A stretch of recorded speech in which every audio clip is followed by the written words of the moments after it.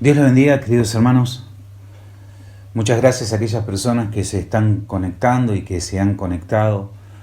Muchas gracias también a todas aquellas personas que lo han hecho el domingo pasado y que nos han dejado su apoyo, su comentario, que nos han puesto algún like, que han compartido el video, que han dejado volar por allí algún corazoncito.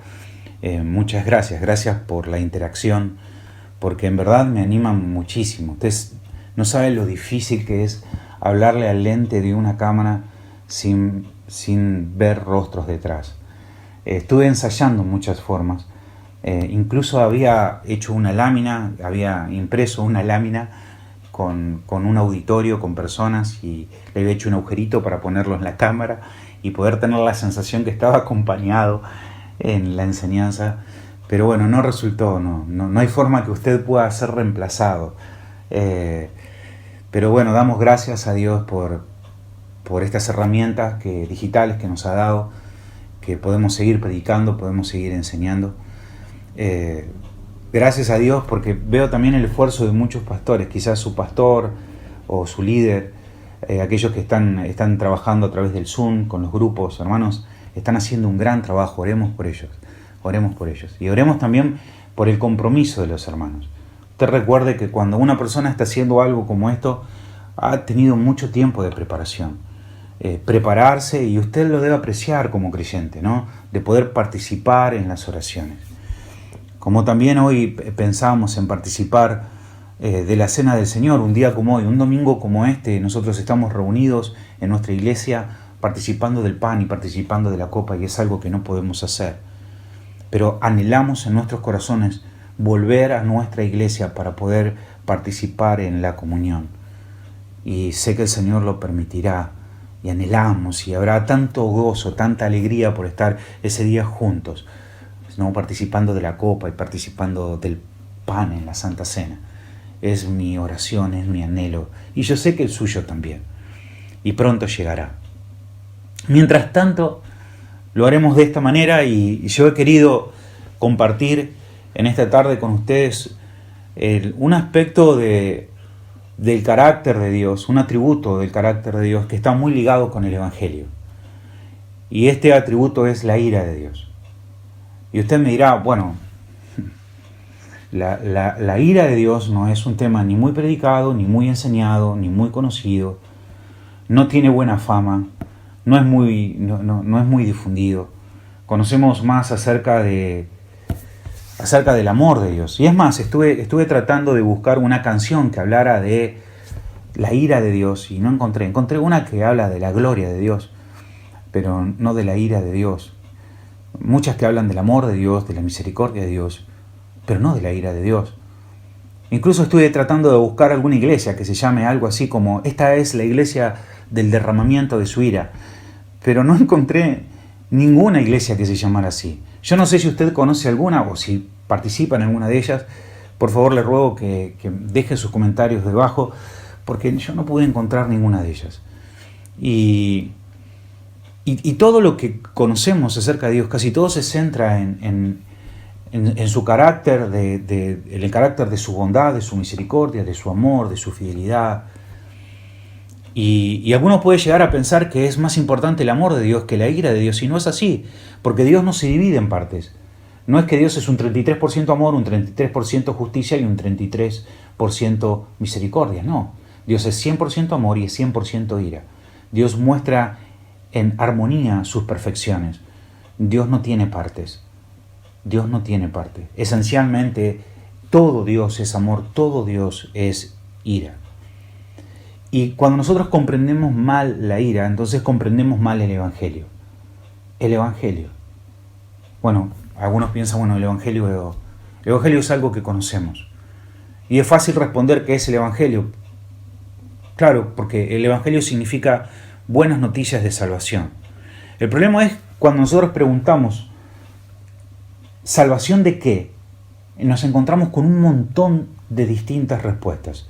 Algunos nos dicen que es salvación del pecado, otros nos dicen que es salvación del sufrimiento, otros nos dicen que es salvación de la maldad del mundo, otros nos dicen que es la salvación de la injusticia humana, Otros nos dicen que es la salvación de nosotros mismos. Otros afirman, enseñan que es la salvación de la pobreza.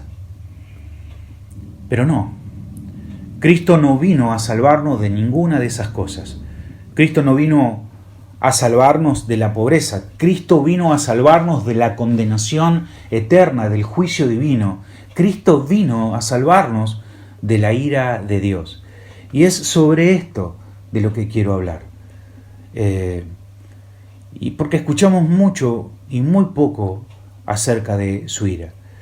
Y pensando acerca de esto, digo, bueno, ¿será que es poco importante? Que hoy no es en un tiempo como hoy, no es importante hablar de la ira de Dios, porque hay que hablarle a las personas solo del amor, que tengan confianza en Dios y que hay paz en Dios y que descansen en Dios, y quizás hablar de la ira no sea oportuno. No, sí, es muy oportuno hablar de la ira. Yo creo todo lo contrario, yo creo que es fundamental hablar de la ira de Dios. Y la expresión, la ira de Dios, es una expresión escatológica que se refiere al juicio venidero del juicio de Dios.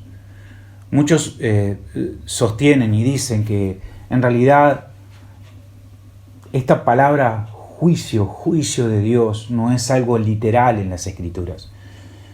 Que esto de ira de Dios no es en realidad ira de una forma literal, sino sería más bien como una forma de comunicar un descontento divino.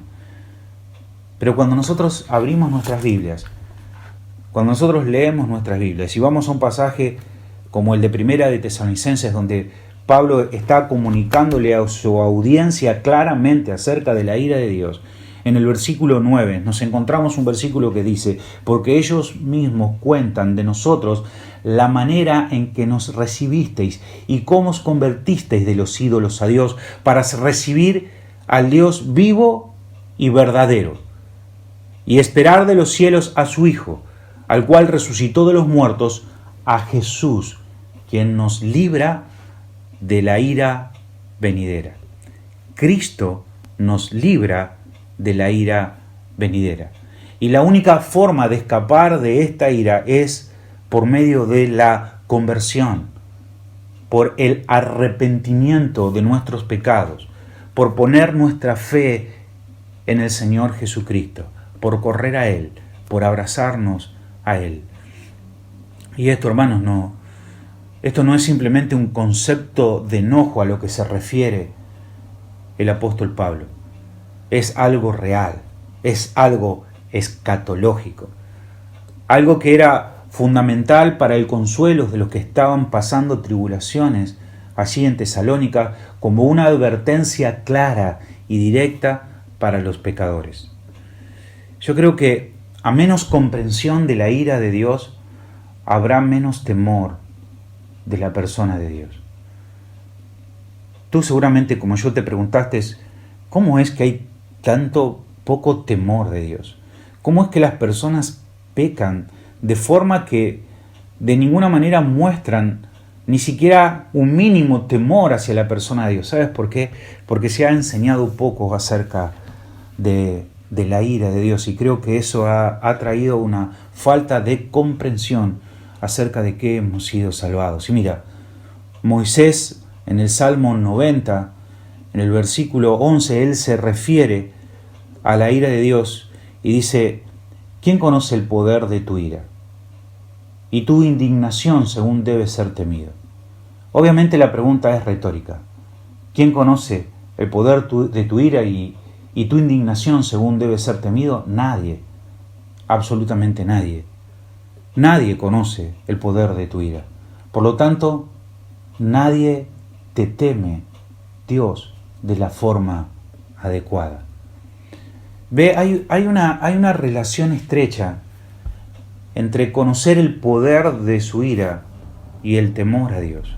Como si pudieran haber niveles de conocimiento y niveles de temor de Dios. Y Moisés, en este salmo, dice: nadie teme a Dios como debe ser temido. Solo habría un correcto temor si alguien conociera la furia de su indignación, pero nadie la conoce. Y todos nosotros, hermanos, debemos crecer en nuestra comprensión y en nuestro entendimiento del poder de la ira de Dios. Porque nadie conoce la ira de Dios como debiera conocerla. Y de la misma forma que nosotros, o ninguno de nosotros, podemos conocer la profundidad del amor de Dios, tampoco conocemos la profundidad de su ira. Por eso Moisés sigue diciendo en el versículo 12, enséñanos de tal modo a contar nuestros días que traigamos al corazón sabiduría. Es cuando nosotros entendemos la ira de Dios que andamos sabiamente en este mundo. El temor de Dios es el principio de la sabiduría, dice Proverbios. Ahora, ¿por qué en tiempos como estos? ¿Por qué ¿Por qué en momentos como este deberíamos pensar en la ira de Dios? Sería mejor pensar en cualquiera de sus otros atributos y no en su ira. ¿Por qué meditar sobre tal cosa? ¿Por qué? Primero, hermanos, porque queremos adorarle como Dios es, no como nosotros pensamos. Si tú tienes una idea de un Dios que no es el que se describe en las Escrituras, tú no estás adorando a Dios. Tú estás adorando tu propia imaginación, un Dios que has creado en tu mente, que no es el Dios de las Escrituras. Y nosotros queremos conocer acerca de la ira de Dios, porque la Biblia habla acerca de la ira de Dios. Y queremos adorarle a Dios tal como Él es, tal como merece ser adorado. En fin, el fin de temer correctamente a Dios es de poder adorarle correctamente. No es simplemente promover el temor por el temor, sino el fin de temer a Dios es la adoración. Es la adoración. El profeta Nahum, él habla acerca de la ira de Dios y dice en el capítulo 1, en el versículo 2, Jehová es Dios celoso y vengador. Jehová es vengador y lleno de indignación, se venga de sus adversarios y guarda enojo para sus enemigos. Obviamente el profeta está describiendo aquí el juicio de Dios sobre sus enemigos. Pero recuerda que esto somos cada uno de nosotros sin Cristo. Y si lo pensamos de esta manera, esto nos va a ayudar a entender de qué fuimos salvados. No pienses, qué terrible es esto para los ninivitas, qué terrible, qué mal que la van a pasar ellos. Dios va a derramar su ira sobre ellos. Terrible. No, hermano, es terrible para todo aquel que no sea hallado en Cristo. Esto es lo que merecemos cada uno de nosotros.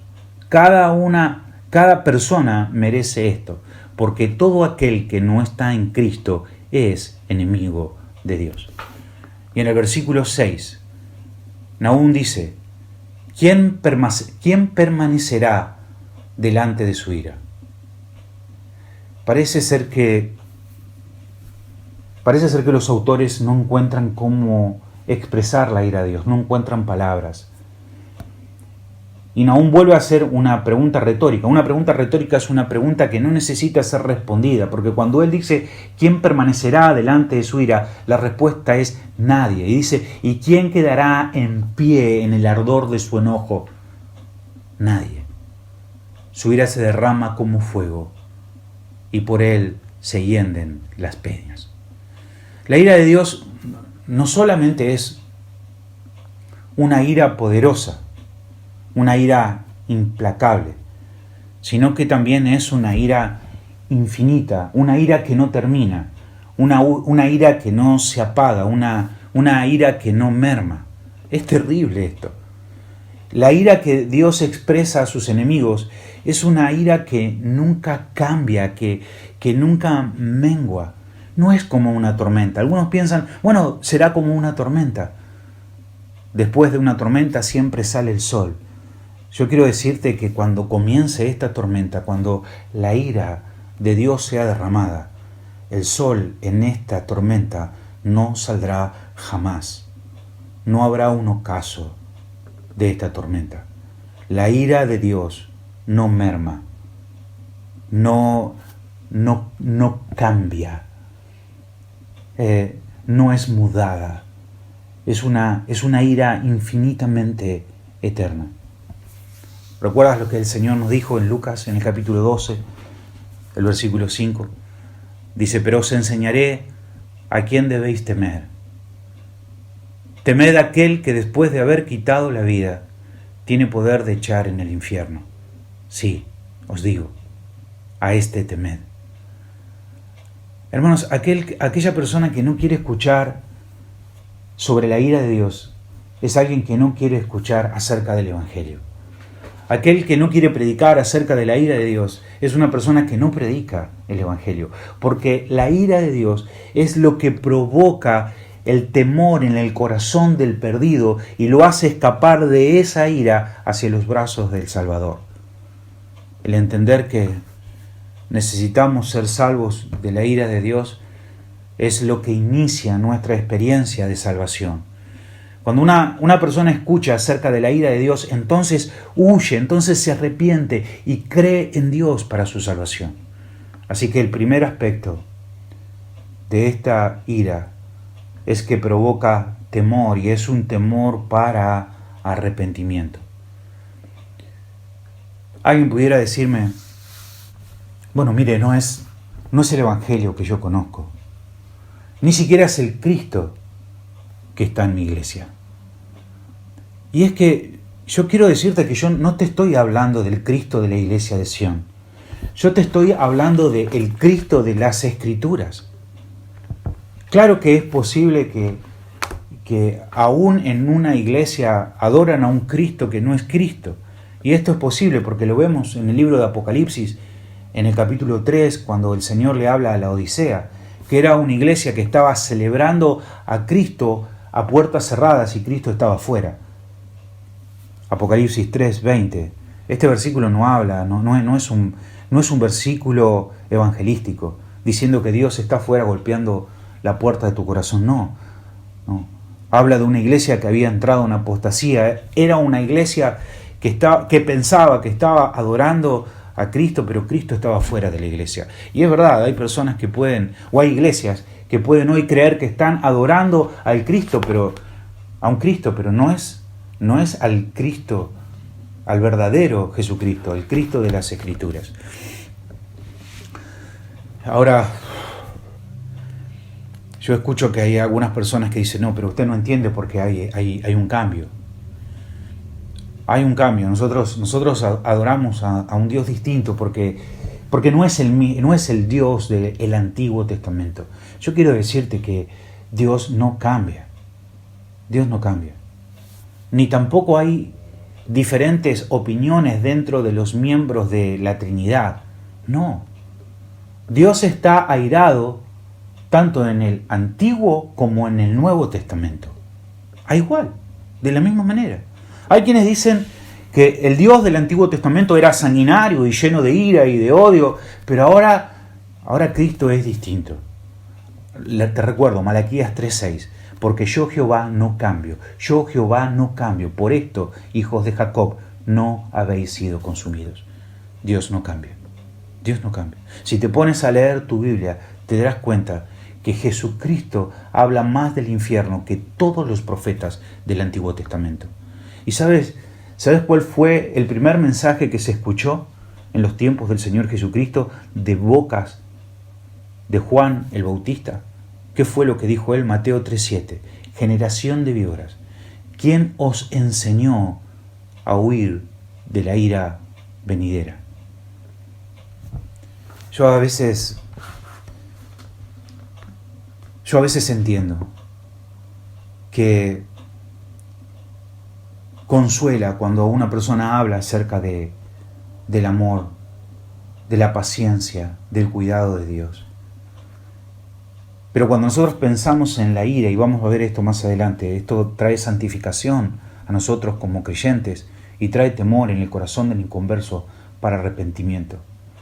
No es tan bien que en días como hoy haya personas que estén diciendo hay paz, de ninguna manera Dios está haciendo algo, quédense tranquilos, hay paz. No, yo diría que cada uno de nosotros debemos considerar la ira de Dios y debemos ponernos a cuenta con el Señor. Pero el punto al cual quiero llegar con estos textos es que no hay dos personas o que las personas de la Trinidad, Dios Padre, Dios Hijo y Dios Espíritu Santo son distintos. No, son una sola persona.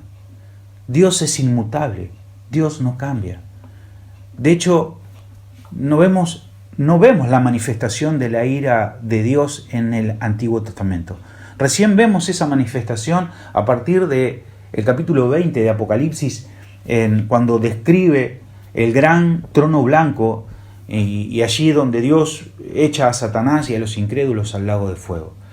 Pero si comparamos los dos testamentos, yo diría que la completa manifestación de su ira se encuentra más en el Nuevo Testamento que en el Antiguo Testamento. Pero volviendo a esto, quiero decirte que no hubo ningún cambio en el carácter de Dios.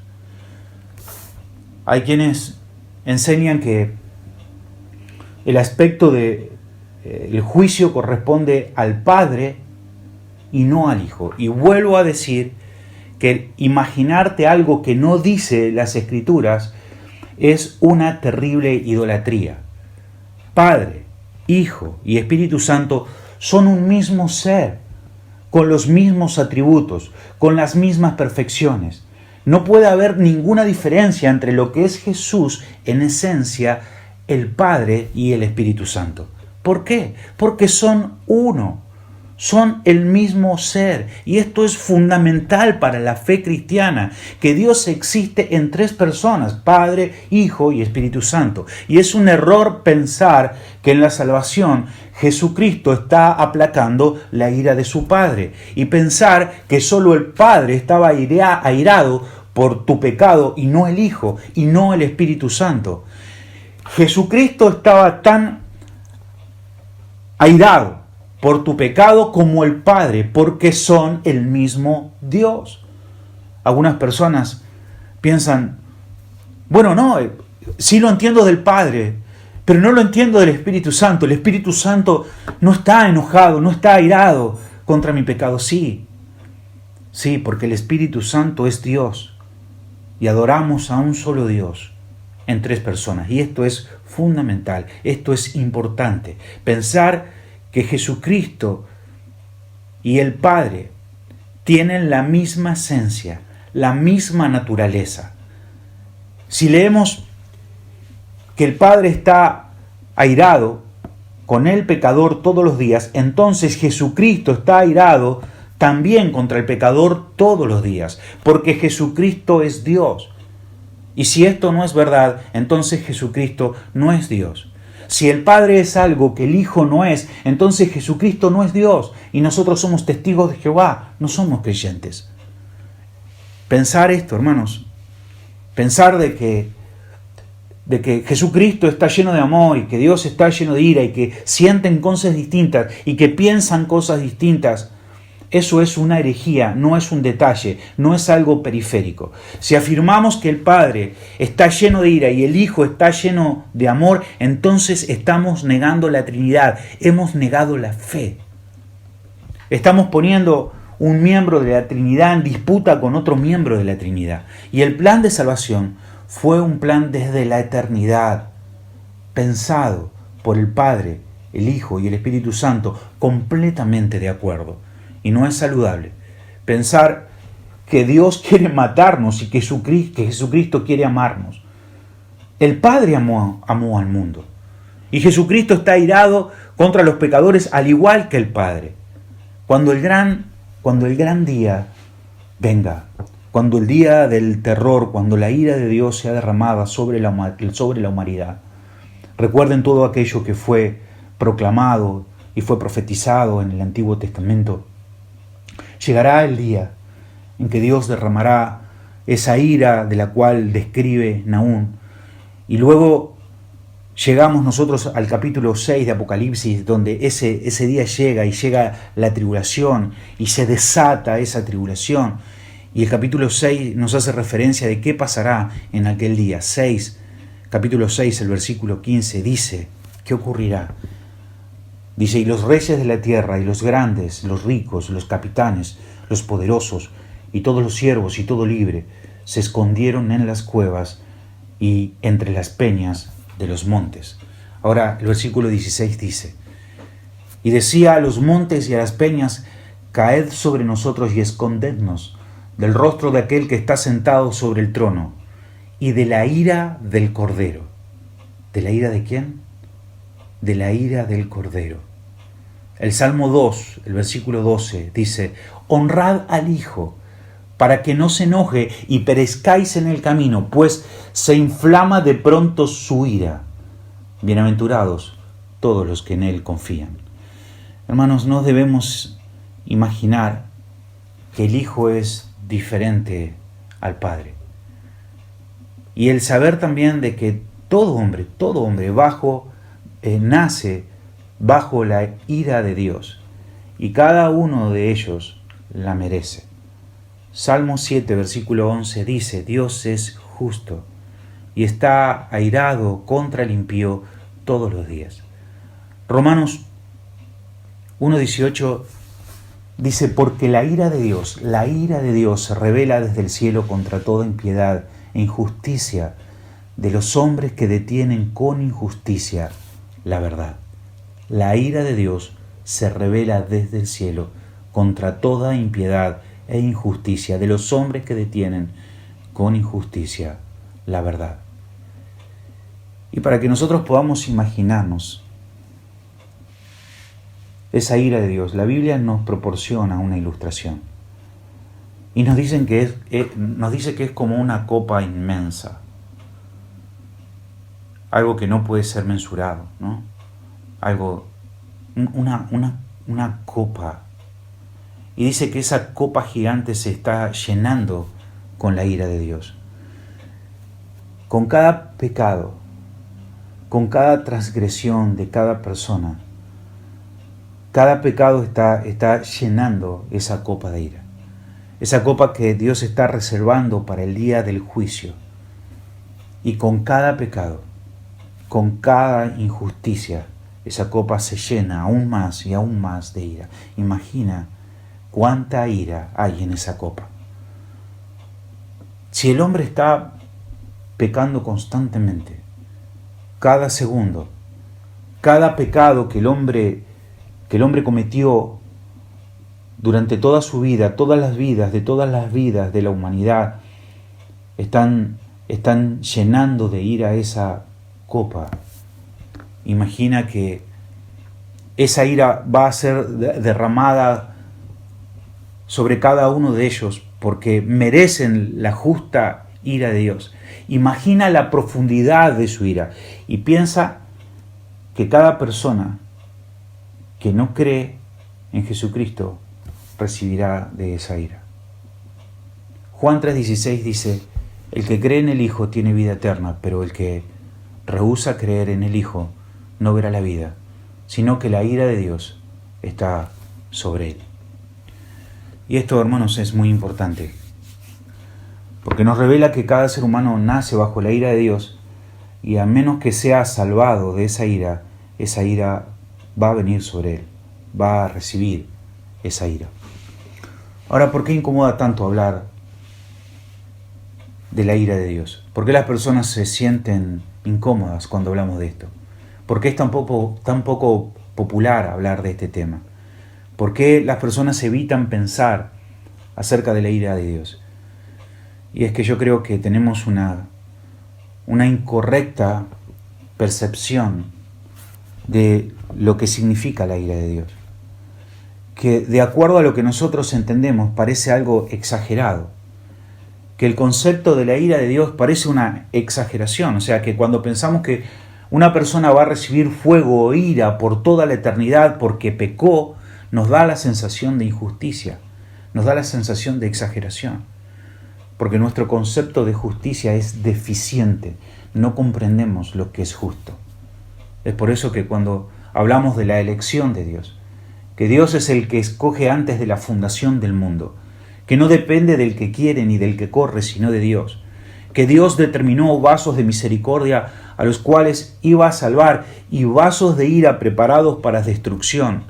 La reacción del hombre cuando escucha esto es decir, no es justo, esto no es justo. ¿Cómo que fueron preparados para destrucción antes de su nacimiento? Esto no es justo. Y cada vez que aparece este cuestionamiento en las Escrituras, Dios responde de la misma manera y dice, ¿quién eres tú para cuestionar lo que yo hago? Tú eres barro y yo el alfarero. Y nos exhorta a cada uno de nosotros a cerrar nuestras bocas. Cuando nosotros decimos, es que no es justo, la respuesta de Dios es, ¿quién eres tú para cuestionar los caminos del soberano?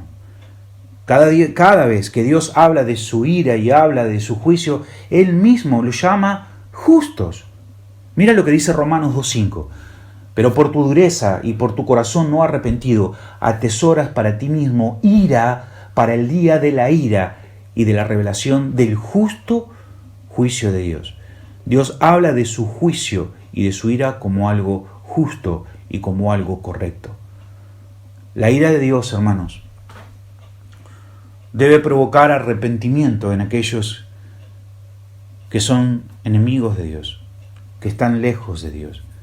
Pero también la ira de Dios debe ser una motivación para cada uno de nosotros en nuestra santificación. La ira, el pensar, el comprender la ira de Dios nos ayuda a no pecar. Marcos, en el capítulo 9, el versículo 42 en adelante, dice, cualquiera que haga tropezar a uno de estos pequeñitos que cree en mí, mejor le fuera que se atase una piedra de molino al cuello y se arrojase en el mar. Y sigue diciendo, si tu mano te fuere ocasión de caer, córtala.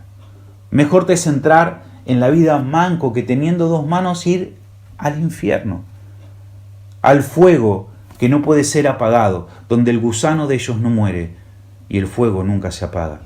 Y si tu pie te fuera ocasión de caer, córtalo. Mejor te es entrar a la vida cojo que teniendo dos pies, ser echado en el infierno, al fuego que no puede ser apagado, donde el gusano de ellos no muere y el fuego nunca se apaga. Y si tu ojo te fuera ocasión de caer, sácalo.